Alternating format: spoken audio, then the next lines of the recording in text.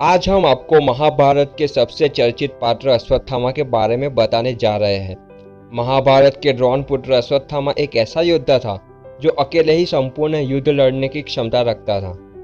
तो आओ जानते हैं अश्वत्थामा के जीवन से जुड़े ऐसे रहस्य के बारे में जिसे हर कोई जानना चाहता है, और अंत में एक ऐसा रहस्य जो अभी तक कोई नहीं जान पाया है। अश्वत्थामा का जन्म भारद्वाज ऋषि के पुत्र द्रोणाचार्य के यहाँ हुआ था।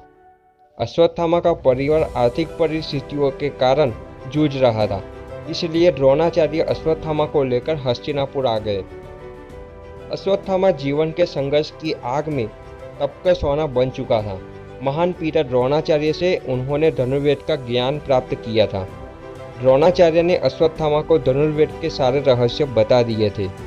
जब राक्षसों की सेना ने घटोत्कच के नेतृत्व में भयानक आक्रमण किया तो सभी कौरव भाग गए।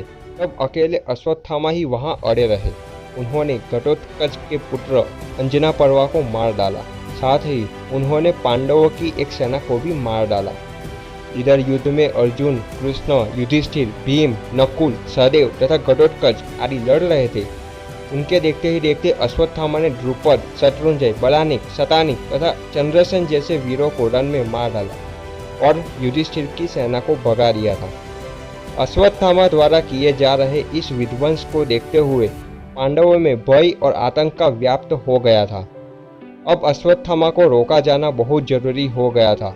इधर दुर्योधन और शकुनी द्रोणाचार्य से कहते हैं कि वे युधिष्ठिर को बंदी बना ले तो युद्ध अपने आप खत्म हो जाएगा, लेकिन द्रोणाचार्य की संहारक शक्ति से पांडवों के खेमे में दहशत फैल जाती है। पिता पुत्र ने मिलकर महाभारत युद्ध में पांडवों की हार सुनिश्चित कर दी थी। पांडवों की हार को देखकर श्री कृष्ण ने युधिष्ठिर से छल का सहारा लेने को कहा। इसके बाद युद्ध में यह बात फैला दी गई कि अश्वत्थामा मारा गया। पुत्र की मृत्यु के समाचार सुनने के बाद द्रोणाचार्य ने शस्त्र त्याग दिए। इस मौके का फायदा उठाते हुए पांडवों ने उनका सिर काट डाला।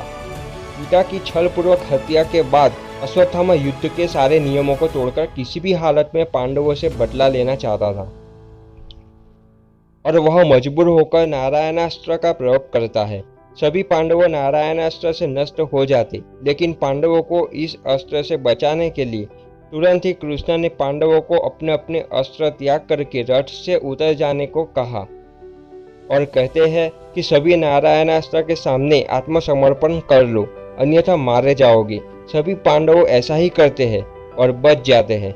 इस कारण अश्वत्थामा अपनी विद्या पर संदेह करने लगता है। तो एक बार अश्वत्थामा घोर अंधकार में पांडवों के शिविर पहुंचकर सोते हुए पांडवों को पांडव समझकर उनका सिर काट देता है और अपने पुत्र की हत्या से दुखी द्रौपदी विलाप करने लगती है। उसके विलाप का सुनकर अर्जुन अश्वत्थामा के सिर को काट डालने की प्रतिज्ञा लेता है।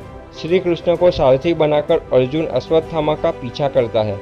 अश्वत्थामा को कहीं भी सुरक्षा न मिलने पर भय के कारण वह अर्जुन पर ब्रह्मास्त्र का प्रयोग कर देता है। मजबूरी में अर्जुन को भी ब्रह्मास्त्र का प्रयोग करना पड़ता है।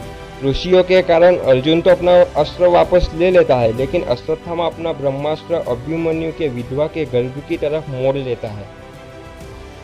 अंत में श्री कृष्ण के कहने पर अर्जुन ने अपनी तलवार से अश्वत्थामा के मस्तक की मणि निकाल ली। बाद में श्री कृष्ण ने अश्वत्थामा का 6000 साल तक भटकने का श्राप दिया।